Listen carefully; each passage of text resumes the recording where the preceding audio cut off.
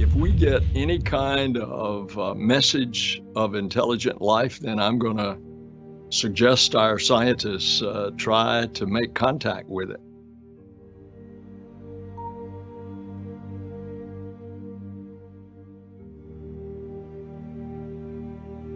Are we alone in the universe? This is a question that humans have grappled with for millennia. However, NASA is bringing the search closer, and it's announced an exciting discovery. There are 36 alien civilizations in our Milky Way. However, NASA is warning that this discovery may mean destruction. Why can this discovery cause destruction? What do these alien civilizations look like? Join us as we dive into NASA's recent announcement that there are 36 alien civilizations in our very own Milky Way galaxy. How long have humans been on the Earth? The answer actually depends on where you prefer to start reckoning from. If you limit the scope to modern humans, then we've been around for about 200,000 years, with civilization as we know it even much more recent at about 6,000 years old. However, using another way of counting, we can extend the history to millions of years ago. The first tangible link to humanity started around 6 million years ago with a primate group called Ardipithecus. This started in Africa when this group began the path of walking upright. This was traditionally an important turning point because it allowed for the more free use of their hands for tool-making, weaponry, and other survival needs. The Australopithecus group dominated between about 2 million and 4 million years ago with the ability to walk upright and climb trees. Next came Paranthropus, which existed between about 1 million and 3 million years ago. The group is distinguished by its larger teeth, which allows for a more diverse diet. The Homo group, which covers our own Homo sapiens species, began arising more than 2 million years ago, distinguished by bigger brains, more tool-making, and an expansion out of Africa. Our species was distinguished about 200,000 years ago and managed to survive and thrive despite climate change at the time. While we started in temperate climates about 60,000 to 80,000 years ago, the first humans began straying outside of the continent in which our species was born. However, while intelligent life evolved on Earth, was there any chance that the same was happening in other parts of the universe? Many people find it hard to believe only the Earth out of the whole universe could support life. The first serious speculation about intelligent life off of the Earth, or in other words, aliens, goes back to the atomist speculations popular among Epicurean philosophers in ancient Greece and their Roman disciples. Two philosophers, Democritus and Epicurus, thought of the universe as the result of a chance jostling of atoms and regarded it as highly likely that there were other worlds out there and that they were inhabited. Then there was Epicurus's disciple Metrodorus of Chios, who contended a single ear of wheat grew on a vast plain. As the Roman Epicurean poet Lucretius put it, nothing in the universe is unique and alone, and therefore in other regions there must be other Earths inhabited by different tribes of men and breeds of beasts. Don't these sound like something you expect to hear in the modern age? However, those ideas did not flourish at the time because they were simply too radical for the time. It was too abstract for a period where people preferred what they could see and hold. However, by the 15th century, the idea was back within the intellectual circle.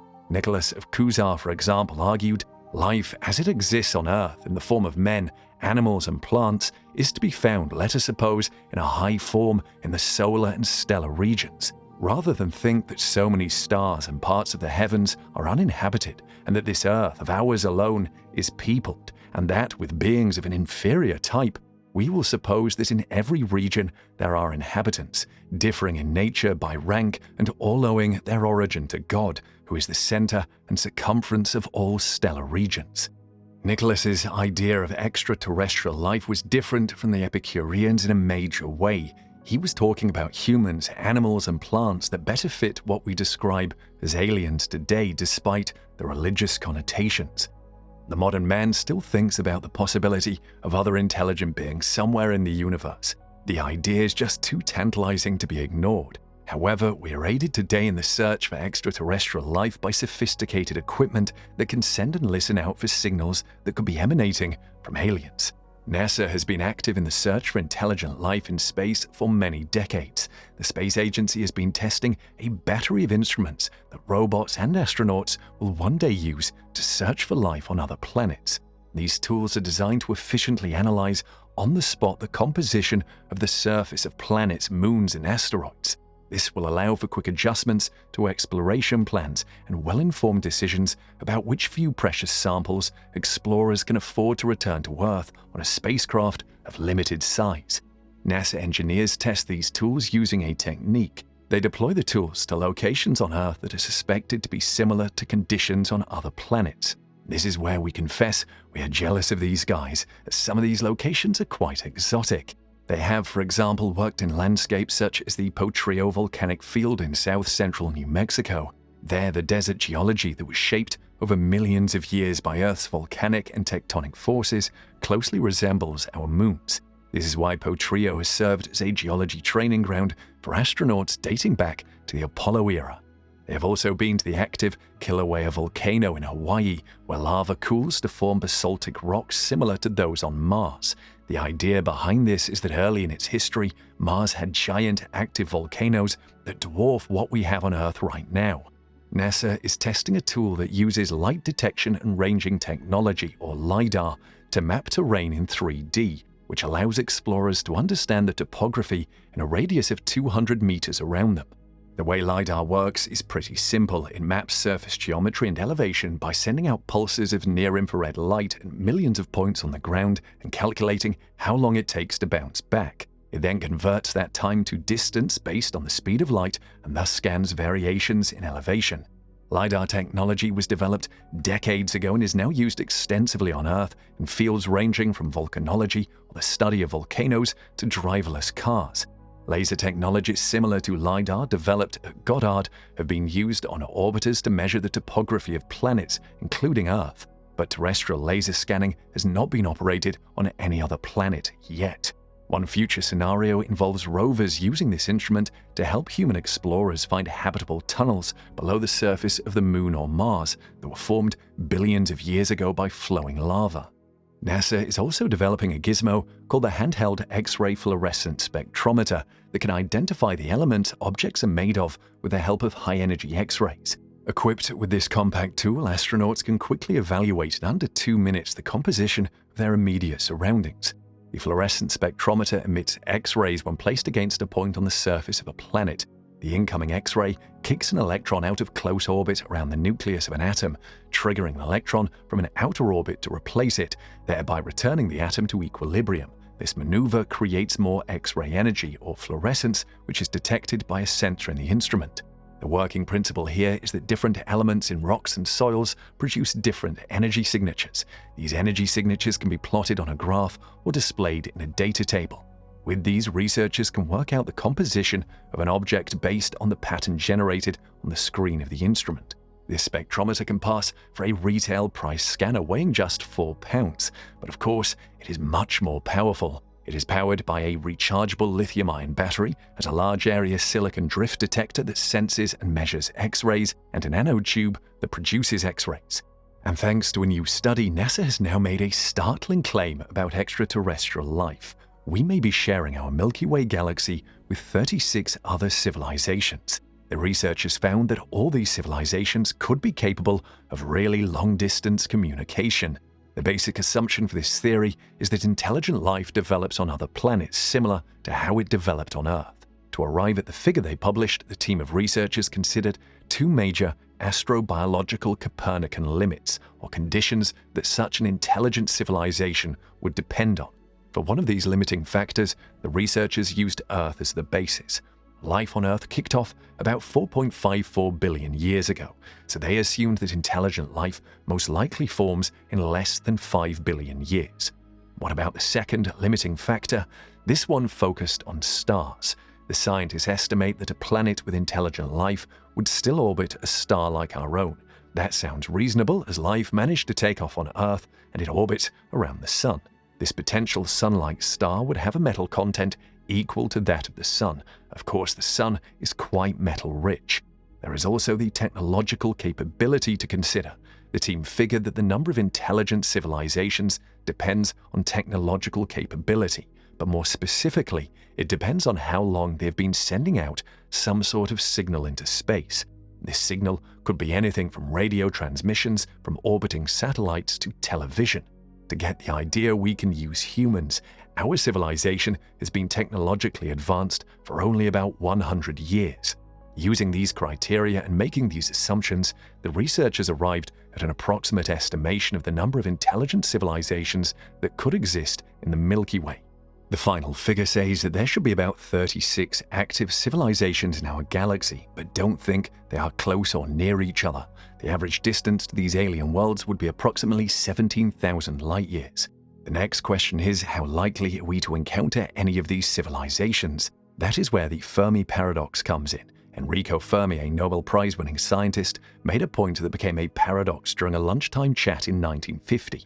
He said given that our solar system is quite young compared to the rest of the universe, roughly 4.5 billion years old compared to 13.8 billion, and that interstellar travel might be fairly easy to achieve given enough time, Earth should have been visited by aliens already.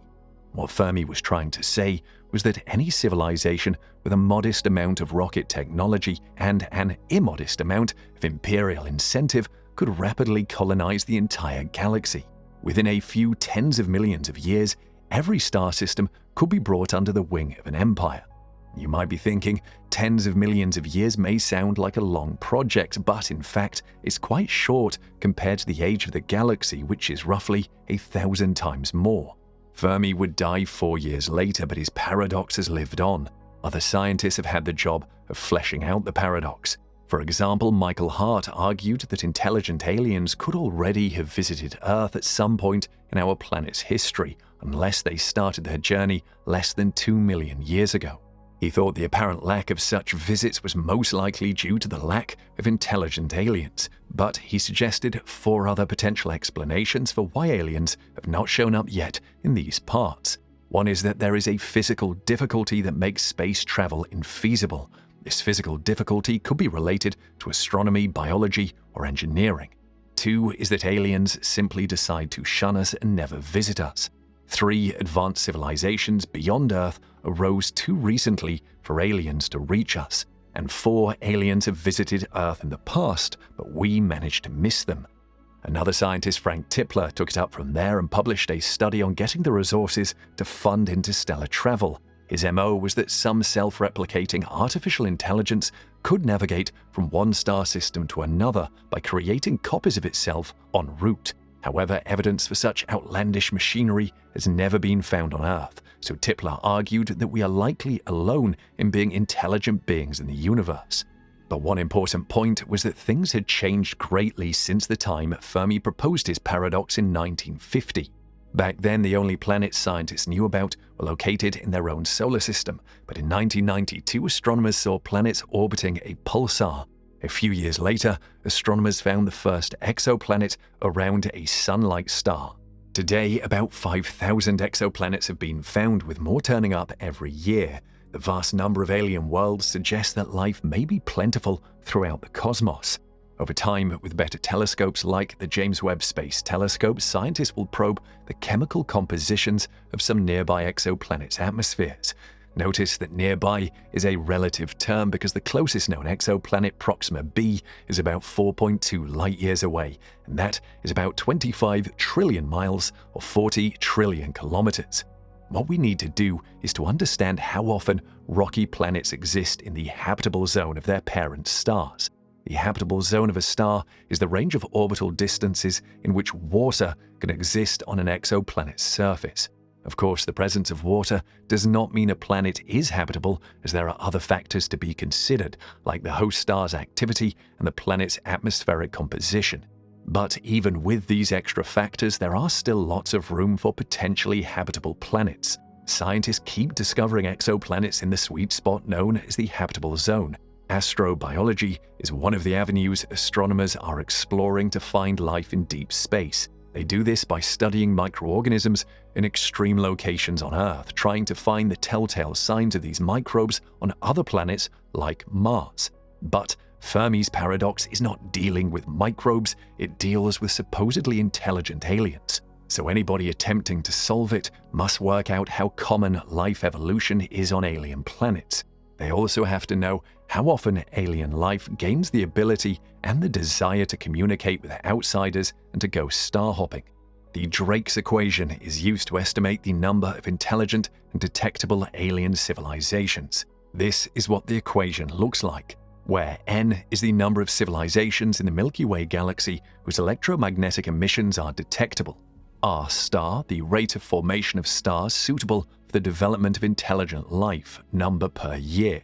Fp is the fraction of those stars with planetary systems. Ne equals the number of planets per solar system with an environment suitable for life. Fl is the fraction of suitable planets on which life actually appears.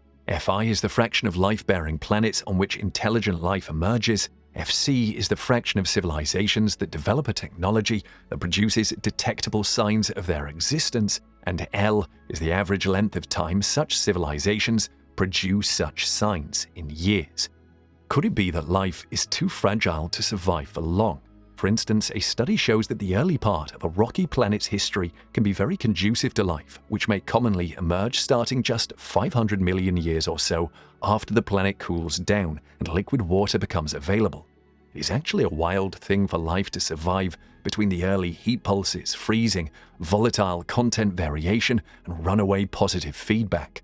Rocky planets are the Wild West at that stage. Most life forms can't make it out of that phase, so life may be rare not because of being difficult to start, but being hard to maintain in the first few billion years. But then, the problem may actually come later. There are theories that civilizations may tend to extinguish themselves soon after becoming technologically competent, that is, self-destruction of some kind. Interestingly, there is support for this theory right on our own planet. Humans came close to nuclear war during the Cuban Missile Crisis in 1962. Russia is also threatening to use its nukes in its current war in Ukraine, which may trigger a nuclear Armageddon as the US has vowed to retaliate. If Russia feels cornered and attempts to detonate a nuclear bomb in Ukraine, that may signal the end of humanity and we would have fallen victim to our own advanced technology. There is also climate change due to human activities that could be what dooms the whole planet. And there is also an alien psychology angle to all of this. That's right, aliens may turn out to have emotions. As mentioned earlier, aliens may simply want to keep to themselves. So even if they have the capacity to communicate, they might just not feel up to it. Perhaps earlier encounters with other civilizations may have left a bad taste or been a horrible experience. In fact, the late Stephen Hawking advised that humans should not advertise their presence in the cosmic neighborhood. Perhaps it's best to take Hawking's advice. Let's hear what you think of finding aliens in the Milky Way galaxy in the comments section below.